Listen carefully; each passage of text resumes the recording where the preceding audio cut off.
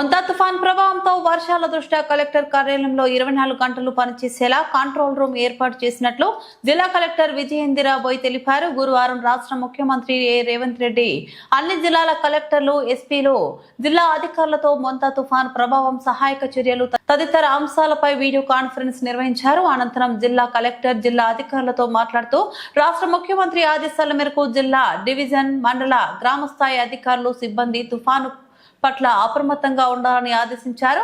ప్రజలకు అందుబాటులో ఉండాలని, అనుమతి లేకుండా ఎవరూ సెలవుపై వెళ్లకూడదని, విధులకు గైర్హాజరు కావద్దని, వారి కార్యస్థానాల్లోనే ఉండాలని చెప్పారు. వర్షాలు సంబంధిత సమాచారానికైనా జిల్లా కలెక్టర్ కార్యాలయంలో కంట్రోల్ రూమ్ ఏర్పాటు చేయడం జరిగిందని, ఈ కంట్రోల్ రూమ్ 24 గంటలు పనిచేస్తుందని, వర్షాలకు సంబంధించి కంట్రోల్ రూమ్ లోని ఫోన్ నెంబర్ 0852424115 నెంబర్కు సమాచారం అందించాలని తెలిపారు.